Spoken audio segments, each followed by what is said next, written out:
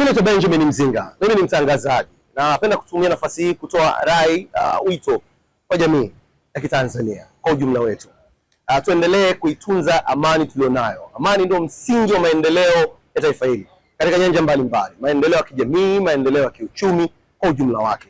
Lakini vile vile amani ndio msingi wa kukuza fursa mbalimbali za kibiashara, fursa za ajira, lakini vile vile hata fursa za kujiajiri. Panapokuwa na amani, panakuwa na ustawi wa kupanga mikakati na maendeleo na utekelezaji wake. Ikiwa kama amani hakuna, hayo yote yanakufa ama hayataweza kutokea. Lakini vile vile wakati tunadumisha na kuendeleza amani ambayo ni tunu ya taifa hili, tumeachiwa na waasisi viongozi wetu wa taifa hili ambao tunawapenda, basi tukumbuke katika utekelezaji wa mambo yetu yote tufanye wajibu na tutekeleze haki ili kuendelea kuirutubisha na kuisawisha amani iliyopo.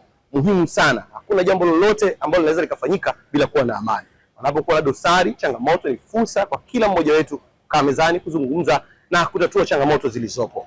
Lakini tusipofanya hivyo, tutajikuta tunaingia katika matatizo ambayo hatuwezi kurejea ama kurudisha. Na hata kama tutapona, basi tutaacha kovu kubwa sana ambalo wakati wote tutakuwa tukitazama tunakumbuka kwamba hii ni misingi ambayo tulikiuka ya kudumisha na kurutubisha amani tulionayo. Muhimu sana tuendeleze amani, tutekeleze wajibu na haki kwa kila mmoja wetu.